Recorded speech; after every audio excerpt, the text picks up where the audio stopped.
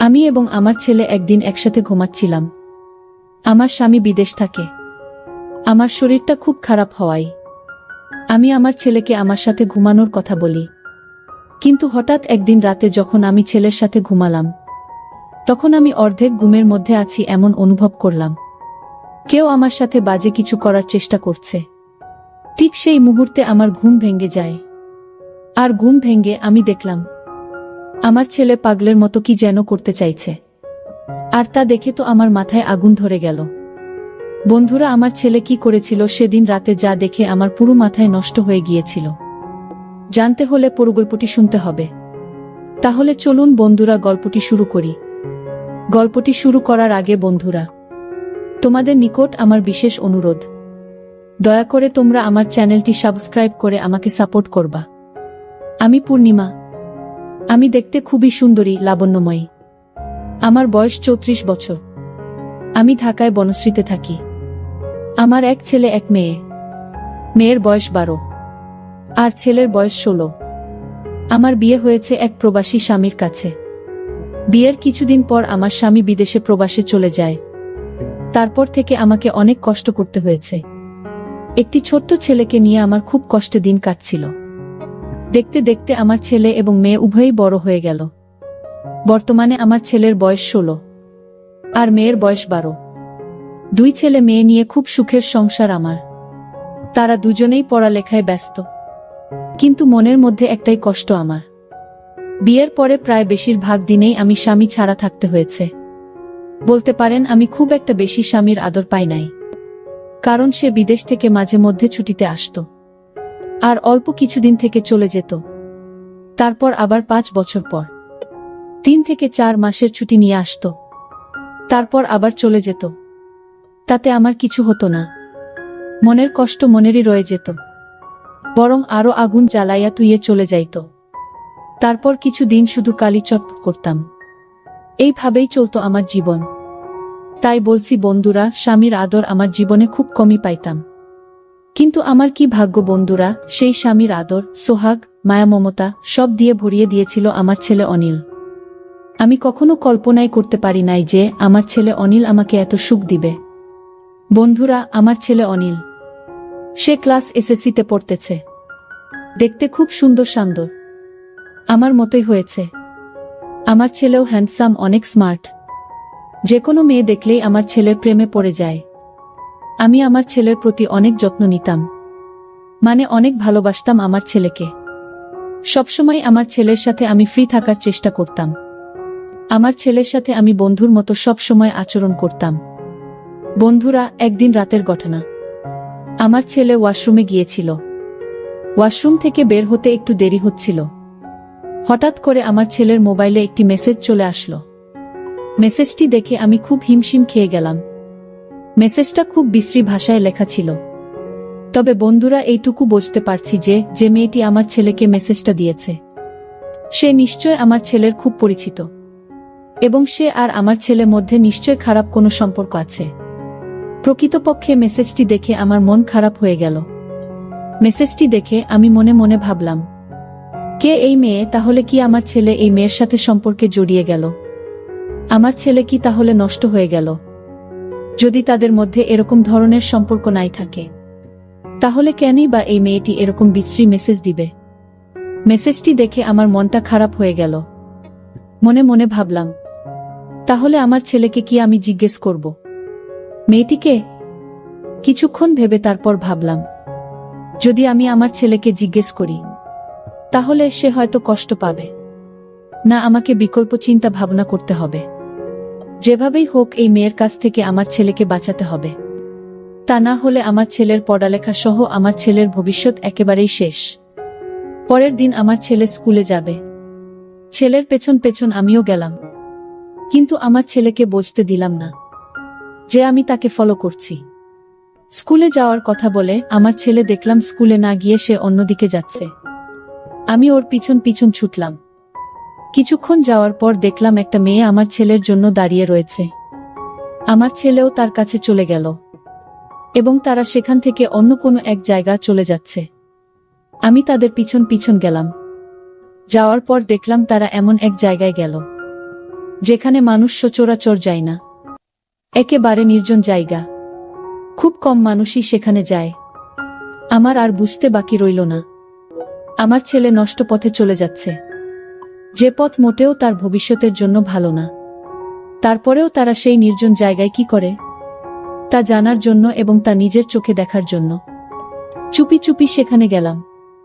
আমি দেখতে পেলাম তারা জঙ্গলে একটি খুঁড়ে ঘরের ভিতরে প্রবেশ করছে, তাও আবার ভাঙ্গা, মনে হচ্ছে অনেক দিনের পুরনো। চোখের পলকেই তারা দুজন সেখানে ঢুকে গেল। আমিও চুপি চুপি তাদের পিছনে গেলাম। ভাবলাম আজকে তাদেরকে হাতে নাতে ধরবা। তারা ঘরে প্রবেশ করার পর আমি চুপি চুপি করে সেই ঘরের জানালার পাশে গেলাম। তারপর আমি সেই খুঁড়ে ঘরের জানালার পাশ দিকে একটু উকি দিলাম। জানালা দিয়ে উকি দিতেই যা দেখলাম তাকে আমার দু চোখ মুজে গেল। অনেক কষ্ট করে তাকালাম, দেখলাম আমার ছেলে এবং সেই মেয়েটার কি রোমান্টিক দৃশ্য। মনে হচ্ছে তারা যেন নতুন কোনো দুনিয়ায় হারিয়ে গেছে। তারপরেও আমি কিছুক্ষণ তাদের দৃশ্য দেখলাম, সেই সাথে আমার চোখ চলে গেল আমার ছেলেই সেই ইন্টারেস্টিং জায়গায়। আমার ছেলেরটা দেখে তো আমি পুরাই অবাক। ছেলেরটা এত নাদোজ নুদুজ হলো কি করে? দৃশ্যটা দেখার পর ভাবলাম, এখন আমি আমার ছেলে আর এই মেয়েটাকে হাতে নাতে ধরব। কিন্তু আমার মনের মধ্যে বাধা পড়ে যায় যে এই মুহূর্তে যদি আমি তাদের ধরতে যাই তাহলে দুর্ঘটনা পড়ে যেতে পারি। দৃষ্টি কিছুক্ষণ দেখার পর আমি তাদেরকে সেখানে কিছু না বলে বাসায় চলে আসলাম।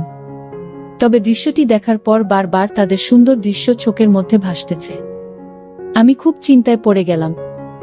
মনে মনে ভাবতে লাগলাম কি করা যায়। আর এইসব যদি তার বাবা শোনে তাহলে আমার সাথে অনেক ঝগড়া করবে, রাগারাগি করবে এবং কি আমাকে মারধরও করতে পারে। ছেলেকে এইসব কারাপি থেকে রক্ষা করার দায়িত্ব আমার। ছেলের এইসব দেখে মনে মনে সিদ্ধান্ত নিলাম, আজকে ছেলে বাসায় ফিরলে একটা ব্যবস্থা করব। মনে মনে এও ভাবতে লাগলাম কি ব্যবস্থা করব, কি করা যায়। এসব বিষয় তো আবার কারো কাছে শেয়ার করা যায় না। অনেকক্ষণ ভাবতে ভাবতে মাথায় একটা আইডিয়া এলো, আর এই আইডিয়াটাকেই কাজে লাগানোর চেষ্টা করলাম। প্রায় সন্ধ্যা বেলা আমার ছেলে স্কুল থেকে বাড়ি ফিরল। আমি বললাম, বাবা অনিল, তোমার স্কুল থেকে আসতে এত দেরি হলো কেন?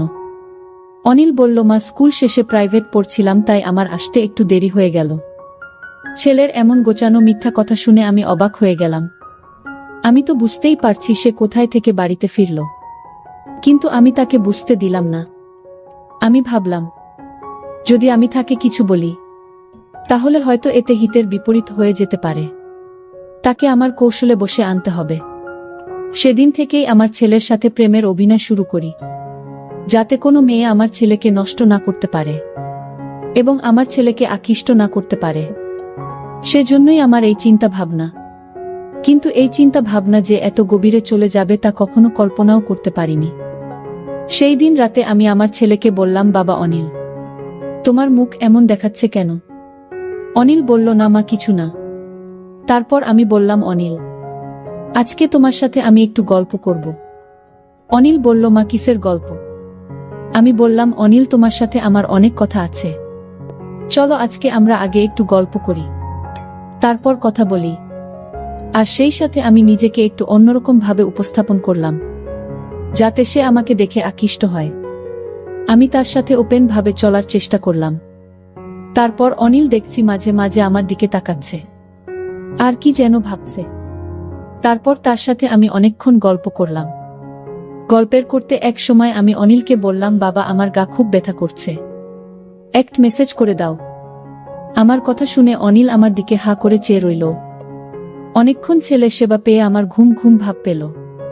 তারপর আমি অনিলকে বললাম, বাবা অনিল, আজকে আমার খুব খারাপ লাগতেছে, তুই আজকে আমার এখানে থাকবে। কেন জানি আমি আমার ভয় ভয় লাগতেছে। অনিল বলল, আচ্ছা ঠিক আছে মা।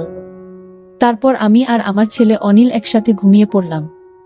রাত যখন গভীর হলো তখন আমি বুঝতে পারলাম কেউ যেন আমার সাথে চুপি চুপি অন্যরকম কিছু করার চেষ্টা করছে। অনেক দিন পর কারো এমন অবস্থা অনুভব করতে পেরে আমার ঘুম ভেঙে গেল। আমি বুঝতে পারলাম নিশ্চয় আমার ছেলে অনিল, কারণ আমার রুমে তো অনিল ছাড়া আর কেউ নাই। তারপরেও আমি ঘুমের ভান ধরে পড়ে রইলাম, বুঝতে দিলাম না আমার ছেলে অনিলকে। মনে মনে ভাবলাম দেখি অনিল আমার সাথে কি করে। কিছুক্ষণ পর অনিল ভাবল, হয়তো আমি ঘুমিয়ে পড়েছি। সে তার ইচ্ছা মতো বিভিন্নভাবে আমার সাথে বিভিন্ন রকম অদ্ভুত আচরণ করা শুরু করল। আমি ভাবলাম মনে হয় আমার ছেলে পাগল হয়ে গেছে, আর তা না হলে সে আমার সাথে এরকম অদ্ভুত আচরণ করবে কেন। তারপরও আমি নীরব থাকলাম। যখন সে খুব বেশি পাগলামি করতেছে তখন আমার ঘুম ভেঙে যায়। আমি সজাগ হয়ে বললাম, অনিল তুমি কোথায়, কি করছো? সে আমার সজাগ হওয়া দেখে বোকা হয়ে গেল। আমি বললাম, অনিল সমস্যা নাই, তোমার যা ইচ্ছা তা করো, কিন্তু বাবা আমার একটা শর্ত আছে, তোমাকে আমার ওই শর্তটা মানতে হবে। তখন অনিল বলল, মা কি শর্ত শুনি। তখন আমি বললাম, অনিল আজকে আমি দেখলাম তোমাকে, তুমি একটা মেয়ের সাথে একটা জায়গায় গেছো, যেখানে তুমি গিয়েছিলে সেই জায়গাটা ভালো না, তবে তোমাকে কথা দিতে হবে তুমি আর কোনোদিন সেই জায়গায় যাবে না। এর বিনিময়ে তুমি আমার কাছে যা চাইবে তাই পাবে। বাচ্চা ছেলেদের মতো আমার সাথে মাথা নাড়াতে নাড়াতে বলল, আচ্ছা ঠিক আছে মা, আমি আর কোনো দিন সেখানে যাব না। তারপর আমি বললাম, অনিল আমি বুঝতে পেরেছি, তুমি বড় হয়েছ, তোমারও চাহিদা আছে। যদিও আমরা তোমাকে এখন বিবাহ করাতে পারবো না, যতদিন আমরা তোমাকে না বিবাহ করাবো ততদিন তুমি আমার মাধ্যমে তোমার কাজ চালিয়ে যাবে। সব কথার এক কথা হচ্ছে, এক কথায় তোমাকে ওই রাস্তা থেকে ফিরে আসতে হবে। তখন অনিল বলল, আচ্ছা ঠিক আছে মা। তারপর আমি আমার ছেলেকে বললাম, অনিল তুমি তোমার কাজ শুরু করো। মাত্র 16 বছর বয়সের ছেলে, তারপরও গায়ে প্রচুর শক্তি। আমার 16 বছরের ছেলের কাজ করার এত কৌশল দেখে আমার মাথা ঘুরে গেল। মনে হলো যেন আমি জীবনের সমস্ত সুখ খুঁজে পেয়েছি। কি বলবো বন্ধুরা, আমার ছেলের এই ব্যাপারে এত কৌশল জানে তার আমার কল্পনার বাইরে। মনে মনে ভাবলাম, ছেলে তো দেখি তার বাপের চাইতে আরো 10 গুণ বেশি পাওয়ারফুল। কি বলবো বন্ধুরা, সেদিন মনে হয়েছিল আমি নতুন কোনো সুখের ভুগ্নে হারিয়ে গিয়েছিলাম। সে এরকম কৌশলেই ব্যবহার করেছিল, তা আমি আগে কখনো কল্পনাও করতে পারি না। তার একদিনের কাজের ফলে প্রায় 1 সপ্তাহ পর্যন্ত আমি খারাপ অবস্থায় ছিলাম। তারপর প্রতিদিনই আমার ছেলে অনিল এবং আমার এক অন্যরকম মাস্তি হতো, যে মাস্তির রহস্য আজও পর্যন্ত কেউ জানে না। কিন্তু সত্যিকার অর্থেই আমার ছেলের ভালোবাসা পেয়ে আমি যে এতদিনের ক্ষুধার্ত ছিলাম, আমার যে অপূর্ণতা ছিল, সব আমার ছেলে পূরণ করে দিয়েছিল। বন্ধুরা, মনের টান এবং চাহিদা অনেক সময় জাত পাতকুল কিছু মানে। সে শুধু তখন উষ্ণ চোয়া, যা পেলে সে তখন হয়ে যায় চিরশান্ত। পরিশেষে বন্ধুরা, আমি তোমাদেরকে বলবো, এই কাজটি করাতে আমার 2টি উপকার হলো। এক হলো আমি আমার অতৃপ্ত ভালোবাসাকে তৃপ্ত দিতে পেরেছিলাম। 2 হলো আমার ছেলেকে খারাপ রাস্তা থেকে ফিরিয়ে আনতে পেরেছিলাম। যাই হোক, এখন আমার ছেলেই আমার সব, আমার সুখ, আমার শান্তি, আমার দুনিয়া, আমার বেঁচে থাকার অবলম্বন। বন্ধুরা, আজকে এই পর্যন্তই। গল্পটি তোমাদের কেমন লাগলো তোমরা অবশ্যই কমেন্ট করে জানাবা। আমি আবার আসব তোমাদের মধ্যে নতুন কোনো মজাদার গল্প নিয়ে। বন্ধুরা, ভিডিওটি যদি ভালো লাগে তাহলে একটি লাইক দিন। আর তোমরা যদি এইরকম ধরনের ইন্টারেস্টিং ভিডিও পেতে চাও তাহলে দয়া করে আমার চ্যানেলটি সাবস্ক্রাইব করো। পরিশেষে তোমাদের সকলের সুস্বাস্থ্য কামনা করি। জন্য তোমাদের সকলকে অসংখ্য ধন্যবাদ। তখন সিয়াম বলল, আমার জন্য তুমি শুধু শুধু জেগে থাকবে কেন? কাল থেকে আমি পড়ার ঘরটাই ঘুমাবো, আর নানা নানিকে যখন খাবার দাও তখন আমাকেও ডাক দিও, ওই সময় আমিও খেয়ে নেব। আমি বললাম, সন্ধ্যা রাতে খেয়ে নিলে রাত জেগে পড়তে পড়তে ক্ষুধা লাগবে যখন, তখন কি খাবে? আর তাছাড়া এত বড় ঘর থাকতে তুমি ওই ঘরে ঘুমাবে কেন? আমি কি কখনো বলেছি তোমার জন্য আমার সমস্যা হচ্ছে? তুমি কি বাহিরের কেউ? তুমি তো আমাদের নিজেদের মানুষ, তোমার জন্য এইটুকু করতে পারবো না? সিয়াম বলল, ঠিক আছে মামি, অনেক রাত হয়েছে, এবার ঘুমাও, এই ব্যাপারে সকালে তোমার সাথে আলাপ করব। এটা বলেই সিয়াম সোজা তার বিছায় গিয়ে শুয়ে পড়ল, আর আমিও আমার রুমে চলে আসলাম। তবে আর যাই হোক, আজ প্রথম সিয়াম আমার সাথে এত কথা বলেছে, কিন্তু একবারও আমার চোখের দিকে তাকায়নি। এখন সকাল 8টা, সিয়াম এখনো ঘুম থেকে ওঠেনি। কাল অনেক রাতে ঘুমিয়েছে, তাই একটু বেশি ঘুমাচ্ছে। এমনিতে প্রতিদিন সকাল 6টার সময় ঘুম থেকে উঠে উঠোনে হাঁটাহাঁটি করে। সিয়ামকে কখনো সকালে পড়তে দেখিনি। সিয়ামকে ডাক দিতে হবে কারণ 10টায় ক্লাস আছে। তাই সিয়ামকে ডাক দিলাম। সিয়াম, সিয়াম ওঠো, 8টা বাজে, কলেজে যাবে না? সিয়াম বলল, কয়টা বাজে? 8টা। 8টা বাজে বলতেই লাফিয়ে উঠল। তারপর গোসল করতে গেল। মিনিট 10 মধ্যে গোসল শেষ করে নাস্তা খেয়ে সোজা কলেজে চলে গেল। এরপর ঠিক 2টার সময় কলেজের ক্লাস শেষ করে বাসায় ফিরল। মাঝে মধ্যে অবশ্য 12টা 1টার দিকেও চলে আসে। পড়ার ঘরে বই খাতা রেখে গোসলখানায় হাত মুখ ধৌত করতে গেল। এদিকে আমি খাবার নিয়ে বসে আছি। সিয়াম ঘরে আসলো। তারপর আমার দুজনে একসাথে দুপুরের খাবার খেলাম। খাবার খাওয়ার সময় কোনো কথা হলো না। শুধু জিজ্ঞেস করেছিলাম কলেজে ঠিকমতো ক্লাস হয় কিনা। বাচ্চা ছেলের মতো মাথা নেড়ে শুধু বলেছিল হ্যাঁ, শুধু এইটুকুই। খাবার খেয়ে সিয়াম তার পড়ার ঘরে গিয়ে শুয়ে রইল। সিয়াম অবশ্য দিনের বেলা ওই ঘরটায় ঘুমায়। সন্ধ্যা হয়ে গেল। সিয়াম ঘুম থেকে উঠছে না। আমি পড়ার ঘরটায় গিয়ে সিয়ামকে ডাক দিলাম। আমার ডাক শুনে ঘুম থেকে উঠে বিছানায় বসল। আমার দিকে তাকিয়ে বলল, কি হয়েছে? ডাকছো কেন মামি? আমি বললাম, না কিছু না। সন্ধ্যা হয়ে গেল, তুমি এখনো ঘুমাচ্ছ, পড়তে বসবে না? সিয়াম বলল, সন্ধ্যা হয়ে গেছে নাকি? দেখি কয়টা বাজে। সিয়াম পড়ার টেবিলে রাখা তার হাত ঘড়িটায় টাইম দেখে গোসলখানায় হাত মুখ ধৌত করার জন্য চলে গেল। আমি তার পড়ার ঘরটাই বসে রইলাম। হাত মুখ ধৌত করে সিয়াম পড়ার ঘরে আসলো। আমার দিকে তাকিয়ে বলল, তুমি এখনো এখানে কি করো? রান্নার কাজ শেষ? আমি বললাম, সেই কখন শেষ করেছি। কেন, ক্ষুধা লাগছে নাকি? সিয়াম বলল, আরে না, কি যে বলো, এই সন্ধ্যার সময় ক্ষুধা লাগে নাকি? তবে চা হলে ভালো হতো। আমি বললাম, চা পাতা মনে হয় ঘরে নেই। কাল থেকে তোমাকে চা করে দেব, ঠিক আছে? সিয়াম বলল, ঠিক আছে। এখন যাও, আমি পড়তে বসব। আমি বললাম, আচ্ছা বাবা, তুমি মনোযোগ দিয়ে পড়ো, আমি গেলাম। আমি আমাদের বড় ঘরটায় চলে আসলাম। ঘণ্টা 2 পরে শ্বশুর শাশুড়িকে রাতের খাবার দিলাম। শ্বশুর শাশুড়ি খাচ্ছে। আমি পাশেই বসে আছি। হঠাৎ শ্বশুর বলল, বৌমা, সিয়াম ঠিকমতো পড়ালেখা করে তো? তুমি একটু খেয়াল রেখো। আমি বললাম, বাবা আপনি কোনো চিন্তা করবেন না, সিয়াম খুব ভালো ছেলে, তাকে পড়ার জন্য বলতে হয় না। সে নিজেই নিজের পড়া শেষ করে নেয়। শ্বশুর বলল, তা জানি, কিন্তু তারপরেও আমাদের দায়িত্ব আছে না? আমি বললাম, সিয়ামকে নিয়ে আপনাদের কোনো চিন্তা করতে হবে না, আমি সারাক্ষণই তার সাথে সাথে আছি। আর বাবা কাল সকালে সিয়ামের জন্য দোকান থেকে চা পাতা নিয়ে আসবেন। সিয়াম আজ সন্ধ্যার সময় চা চেয়েছিল, আমি বলছি কাল থেকে দেব। শাশুড়ি বলল, সিয়ামদের বাড়িতে সবাই চা খাওয়ার অভ্যাস। আমিও একবার তোমাকে বলবো বলবো বলেও ভুলে গেছি। তোমার শ্বশুরের আনার দরকার নেই। বাজার সদাই যা লাগে এখন থেকে সিয়ামকে দিয়েই নিয়ে আসবে। সিয়ামকে সকালে আমি বলে দেব। আর বৌমা, সকালে নাস্তা করার সময় আমাকে মনে করিয়ে দিও, আমি সিয়ামের সাথে কথা বলবো। আমি বললাম, ঠিক আছে মা। আমি তাদের খাওয়া শেষ হওয়া পর্যন্ত বসে রইলাম। খাওয়া শেষে বাসনপত্র গুছিয়ে আমার রুমে গিয়ে মোবাইলে বাড়িতে মায়ের সাথে কথা বললাম। কথা বলতে বলতে রাত প্রায় 10টা বেজে গেল। এবার দেখি সিয়াম কি করছে। আমি দরজা খুলে সিয়ামের পড়ার ঘরের কাছে গেলাম। ঘরের কাছে যেতেই সিয়ামের পড়ার শব্দ পাইলাম। পড়ার শব্দ পেয়ে আমি আর ঘরে ঢুকলাম না, কারণ সিয়াম রাগ করতে পারে। তাই বড় ঘরে চলে আসলাম। রাত প্রায় 11টার উপরে, কিন্তু সিয়াম এখনো ঘরে আসছে না। আমি একা একা জেগে আছি। পড়ার ঘরে যে যাব সেটারও সাহস পাচ্ছি না, কারণ আমি রাতের বেলা অন্ধকারে ভয় পাই। তাই বাহিরে না গিয়ে সামনের জানালা খুলে বসে রইলাম। অপেক্ষার পর অপেক্ষা, কিন্তু সিয়াম ঘরে আসছে না। পড়ার ঘরে না হয় ঘুমাবে, কিন্তু খেতে আসবে তো?